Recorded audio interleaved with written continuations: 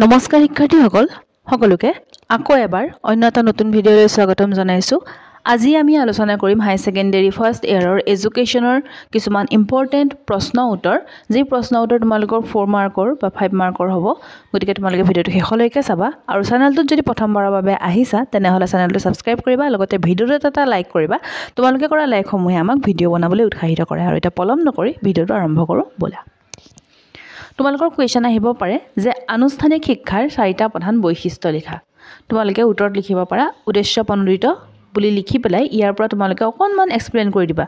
4 বেৰৰ মাজত আবদ্ধ, আনুষ্ঠানিক শিক্ষা সদায় 4 বেৰৰ মাজত আবদ্ধ হয়। ডিগ্ৰী ডিপ্ল'মা প্ৰদান, আনুষ্ঠানিক শিক্ষাত ডিগ্ৰী আৰু ডিপ্ল'মা প্ৰদান কৰা হয়। শিক্ষক শিক্ষাৰ্থীৰ সম্বন্ধ, শিক্ষক আৰু শিক্ষাৰ্থীৰ সম্বন্ধ এটা মধুৰ সম্বন্ধ হয় আৰু প্ৰত্যক্ষ সম্বন্ধ হয়। ঠিক আছে, তাৰপৰা NCERTৰ 4টা প্ৰধান কাৰ্য লিখাটো তোমালোকে নিজে লিখিবা আৰু মোক জনাবা। ঠিক আছে, কমেণ্টত কমেণ্ট কৰিবা তোমালোকে। শিক্ষাৰ গণতান্ত্ৰিক লক্ষ্যৰ বিষয়ে চমুকৈ লিখা। ইয়াত শিক্ষাৰ গণতান্ত্ৰিক লক্ষ্যৰ বিষয়ে চমুকৈ লিখা হৈছে আৰু গণতান্ত্ৰিক শিক্ষাৰ লক্ষ্যৰ মূল বৈশিষ্ট্যসমূহো ইয়াত দিয়া হৈছে যে ব্যক্তিত্বৰ বিকাশ হ'ব লাগিব, নেতৃত্বৰ বিকাশ, নাগৰিকত্বৰ বিকাশ। এই তিনিটা ধুনীয়াকৈ তোমালোকে স্ক্ৰীনশ্বট লৈ লোৱা আৰু তোমালোকে এইখিনি ধুনীয়াকৈ পঢ়ি ল'বা। এইখিনি ধুনীয়াকৈ লিখা হৈছে। ঠিক আছে, পিছৰখিনি চাওঁ। 1937 চনৰ ৱাৰ্ধা আঁচনিৰ 4টা নীতি লিখা। তোমালোকে এইটো কমেণ্ট বক্সত জনাবা। শ্ৰীৰামপুৰ ত্ৰয়ৰ সম্বন্ধে চমুকৈ লিখা। ইয়াত লিখা হৈছে, তোমালোকে স্ক্ৰীনশ্বট লৈ লোৱা, পঢ়ি ল'বা ধুনীয়াকৈ। ইয়াৰ পিছতে পুথিভঁৰালৰ 4টা শৈক্ষিক গুৰুত্ব লিখা। ইয়াত পুথিভঁৰালৰ 4টা শৈক্ষিক গুৰুত্ব দিয়া হৈছে। তোমালোকে চোৱা ইয়াতে যে এইটো এটা জ্ঞানৰ ভাণ্ডাৰ হিচাপে উপলব্ধতা, তাৰপিছতে গৱেষণাৰ সুবিধা, তাৰপিছত শৈক্ষিক সম্পদৰ সংৰক্ষণ, তাৰপিছতে পঢ়া শুনাৰ বাবে এক অনুকূল পৰিৱেশ প্ৰদান। ঠিক আছে, এইখিনি তোমালোকে লিখি ল'বা। ইয়াতে মই ABCD দি দিব লাগিছিলে, দিবলৈ নহ'লে কোনে তোমালোকে ধুনীয়াকৈ পঢ়ি ল'ব পাৰিবা। মই ইয়াতে পইণ্ট আউট এনেকৈও কৰি দিছোঁ। ঠিক আছে, এইটো এটা, তাৰপিছতে এইটো, তাৰপিছতে এইটো আৰু এইটো। ঠিক আছে, এতিয়া পিছৰ চাওঁ। ভ্ৰান্ত প্ৰত্যক্ষ কি? ইয়াৰ 3টা কাৰণ লিখা। ভ্ৰান্ত প্ৰত্যক্ষ কি হয় ইয়াত দিয়া হৈছে আৰু কাৰণ 3টা দিয়া হৈছে। বস্তুগত কাৰণ, দৈহিক কাৰণ, মানসিক কাৰণ।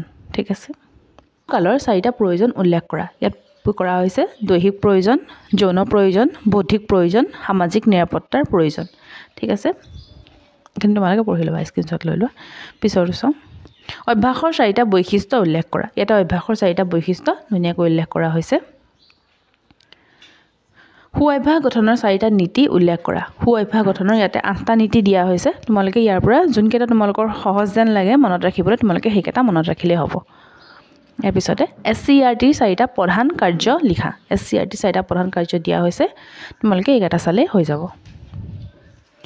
অসমত মিছনেৰীসকলৰ শৈক্ষিক অৱদানসমূহ আলোচনা কৰা। ইয়াত কৰা হৈছে, তোমালোকে ধুনীয়াকৈ স্ক্ৰীনশ্বট লৈ লোৱা, এবাৰ পঢ়ি ল'লেই হৈ যাব। ইয়াৰ পিছতে শিশুৰ সু অভ্যাস গঠন আৰু কু অভ্যাস আঁতৰ কৰাত পৰিয়াল আৰু শিক্ষকৰ ভূমিকা আলোচনা কৰা। পৰিয়ালৰ ভূমিকাও আলোচনা কৰিব দিছে আৰু শিক্ষকৰ ভূমিকাও। এইখিনিৰ পৰা পৰিয়ালৰ ভূমিকা আছে। ঠিক আছে, আৰু এইখিনি শিক্ষকৰ ভূমিকাও দিয়া হৈছে। এইখিনিতে তোমালোকক কওঁ যে আমাৰ চেনেলত তোমালোকে হাই ছেকেণ্ডেৰী ফাৰ্ষ্ট ইয়াৰৰ তোমালোকৰ এডুকেশ্যনৰ প্ৰতিটো চেপ্টাৰৰে তোমালোকে কুৱেশ্যন আনচাৰসমূহৰ আলোচনা পাই যাবা, কুৱেশ্যন আনচাৰসমূহ পাই যাবা ধুনীয়াকৈ।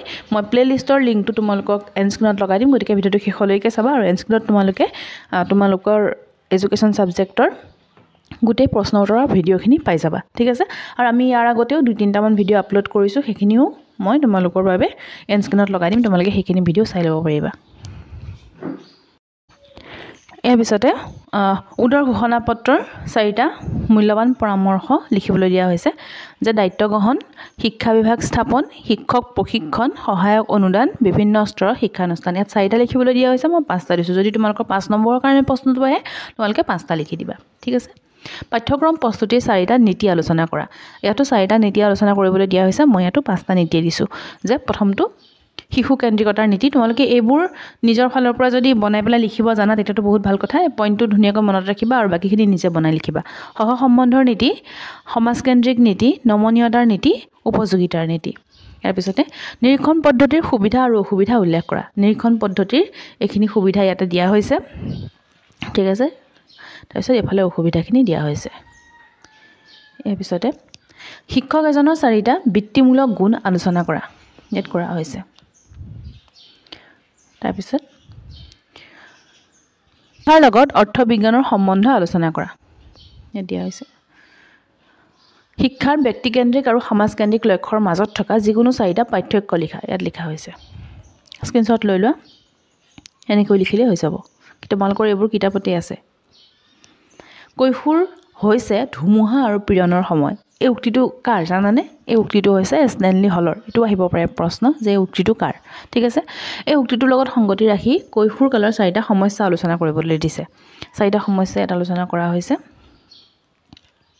সামাজিক সমস্যাও তোমালোকে লিখিব পাৰা ঠিক আছে মই তিনটা লিখিলো তোমালোকে আৰু এটা এড কৰি দিবা ইমেইলৰ চাৰিটা সুবিধা লিখা ইয়াত ইমেইলৰ সুবিধা দিয়া হৈছে ইমেইলৰ যোগাযোগ ই অতি কম খৰচী হয় না ইমেইলটোৰ কাৰণে আমাৰ ইমান পইচা খৰচ নহয় ঠিক আছে এখিনি পাৰিবাই অভিভাৱক হিচাপে শিক্ষকৰ ভূমিকা আলোচনা কৰা ইয়াত কৰা হৈছে মস্তিষ্কৰ প্ৰধান ভাগসমূহ আলোচনা কৰা এটো কৰিবা দেই তাৰ পিছতে এজন শিক্ষকে কিয় মনোবিজ্ঞান অধ্যয়ন কৰাৰ প্ৰয়োজন আলোচনা কৰা ইয়াত কৰা হৈছে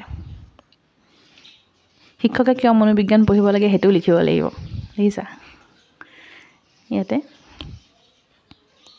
তাৰপিছত শিক্ষা মনোবিজ্ঞানৰ পৰিসৰ আলোচনা কৰা ইয়াত কৰা হৈছে ধুনীয়াকৈ গুটিখিনি স্ক্ৰীনশ্বট লৈ লোৱা তোমালোকে পঢ়ি ল'বা তাৰপিছত সহপাঠ্যক্ৰম কাৰ্যসূচীৰ চাৰিটা উদ্দেশ্য লিখা ইয়াত চাৰিটা উদ্দেশ্য ধুনীয়াকৈ দিয়া হৈছে ছাত্ৰ ছাত্ৰীৰ আজৰি সময়খিনিৰ সৎ ব্যৱহাৰ কৰা সৰু ল'ৰা ছোৱালীসকলক নাগৰিকত্বৰ শিক্ষা দিয়া ছাত্ৰ ছাত্ৰীক দায়িত্ববোধ সম্বন্ধে জ্ঞান দিয়া স্কুলীয়া জীৱনৰ প্ৰতি ছাত্ৰ ছাত্ৰীসকলক আগ্ৰহী কৰি তোলা ইয়াৰ পিছত গুৰুকুল প্ৰথাৰ ওপৰত চমু টোকা লিখা এখিনি তোমালোকে চাই যাবা প্ৰেৰণাৰ চাৰিটা শৈক্ষিক বিশেষত্ব লিখা ইয়াত লিখা হৈছে এই যোনখিনি কুৱেশ্যন লোৱা হৈছে এই কুৱেশ্যনখিনি তোমালোকৰ 2022-23 24ত আহি যোৱা কিছুমান প্ৰশ্ন ইয়াতে আছে আৰু তাৰ উপৰিও কিছুমান প্ৰশ্ন লোৱা হৈছে গতিকে তোমালোকে প্ৰশ্নখিনি ভালদৰে চাই যাবা তোমালোকৰ এতিয়া পৰীক্ষাৰ নোটিছ কি আহে এটো কি আহেটো জনামেই যেতিয়াই পাওঁ তেতিয়াই তোমালোকক মই জনাই দিম তোমালোকে এতিয়া পঢ়ি থাকা খালি ঠিক আছে চাৰ্টাৰ আইনৰ ওপৰত টোকা এটা লিখিবলৈ দিয়া হৈছে লিখা হৈছে বুনিয়াদী শিক্ষাৰ চাৰিটা বিশেষত্ব দিয়া হৈছে বাল্যকালৰ চাৰিটা গুৰুত্বপূৰ্ণ বৈশিষ্ট্য দৈহিক বিকাশ শিক্ষা আহৰণৰ ক্ষমতা ক্ৰিয়া প্ৰৱণতা বহিৰ্মুখিতা দেই সৰুতে কৈশোৰৰ চাৰিটা মনোদৈহিক প্ৰয়োজন লিখা ইয়াত লিখা হৈছে নিৰাপত্তাৰ প্ৰয়োজন কৌতূহল পূৰণৰ প্ৰয়োজন দৈহিক আদৰ যত্নৰ প্ৰয়োজন মৰমৰ প্ৰয়োজন স্বাধীনতাৰ প্ৰয়োজন হয়নে তোমালোকক বৰ্তমান কিহৰ প্ৰয়োজন হেবোৰ লিখিলে হৈ গ'ল কি বিচাৰা তোমালোকে এতিয়া কৈশোৰে হয় নহয় শিক্ষাৰ ব্যক্তিকেন্দ্ৰিক লক্ষ্যৰ চাৰিটা সবলতা ইয়াত লিখা হৈছে ইয়াৰ পিছত শিক্ষা আৰু দৰ্শনৰ মাজত থকা সম্বন্ধ আলোচনা কৰা এখিনি তোমালোকে ধুনীয়াকৈ চাই যাবা দেই শিক্ষাৰ লগত দৰ্শনৰ সম্বন্ধ হওক অৰ্থবিজ্ঞানৰ সম্বন্ধ হওক সমাজ বিজ্ঞানৰ সম্বন্ধ হওক বহুতো ল'ৰা ছোৱালী কিতাপেই নাথাকে বহুত কিছুমান ল'ৰা ছোৱালী এনেকুৱাও আছে যোনে কিতাপেই নিকিনে কিতাপেই নাথাকে সেইসকল শিক্ষাৰ্থীয়ে ইয়াৰ পৰা পঢ়িলেও হৈ যাব ঠিক আছে শিক্ষা আৰু পৰিসংখ্যা বিজ্ঞানৰ মাজত থকা সম্বন্ধ আলোচনা কৰা ইয়াত আলোচনা কৰা হৈছে শিক্ষা আৰু সমাজশাস্ত্ৰ বিজ্ঞানৰ মাজত থকা সম্বন্ধ আলোচনা কৰা ইয়াত কৰা হৈছে আকৌ কিছুমান স্কুলত কি হয় টিচাৰ নাথাকে হয়নে শিক্ষা আৰু জীৱবিদ্যাৰ মাজত থকা সম্বন্ধ আলোচনা কৰা ইয়াত কৰা হৈছে ঘোষণাপত্ৰখনক ভাৰতবৰ্ষৰ ইতিহাসত কিয় মেগনা কাৰ্টা আখ্যা দিয়া হয় যুক্তি সহকাৰে লিখা ইয়াত লিখা হৈছে বিশ্ববিদ্যালয় অনুদান আয়োগৰ যিকোনো 5টা কাৰ্যাৱলী উল্লেখ কৰা ইয়াত কৰা হৈছে ইয়াৰ পিছত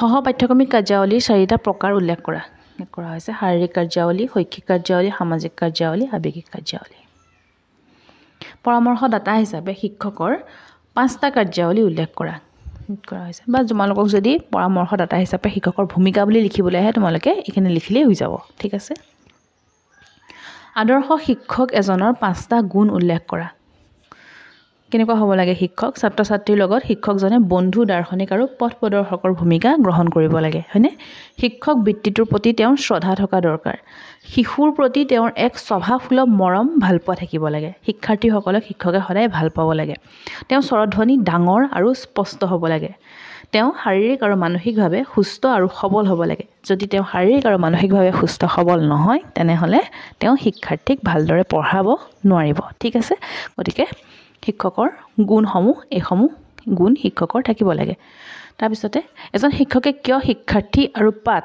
দুয়োটাৰ বিষয়ে জনা উচিত চমুকৈ লিখা যে এজন শিক্ষকে তেওঁ শিক্ষাৰ্থীসকলকো বুজি পাব লাগিব আৰু লগতে যোনটো পাঠ তেওঁ পঢ়াব সেই পাঠটো তেওঁ বুজি পাব লাগিব কিন্তু কিয় বুজি পাব লাগে তাৰ ওপৰত লিখিবলৈ দিয়া হৈছে ইয়াত লিখা হৈছে তোমালোকে এইখিনি স্ক্ৰীনশ্বট লৈ লোৱা বা পঢ়ি ল'বা বুজি পাবা আৰু তোমালোকৰ পৰীক্ষাত আহিলে তোমালোকে লিখিব পাৰিবা আৰু এইটো আছিলে আজি শেষৰটো প্ৰশ্ন গতিকে তোমালোকৰ বাবে কেনে ধৰণৰ ভিডিঅ' আৰু লৈ আহিব লাগে কমেণ্ট বক্সত লিখি জনাবা লগতে চেনেলটো যদি প্ৰথমবাৰৰ বাবে আহিছা তেনেহ'লে চেনেলটো ছাবস্ক্ৰাইব কৰিবা লগতে লগৰ বন্ধু বান্ধৱীৰ সৈতেও ভিডিঅ'টো শ্বেয়াৰ কৰিবা আৰু তোমালোকে ভিডিঅ'টো শেষলৈকে চোৱাৰ বাবে বহুত বহুত ধন্যবাদ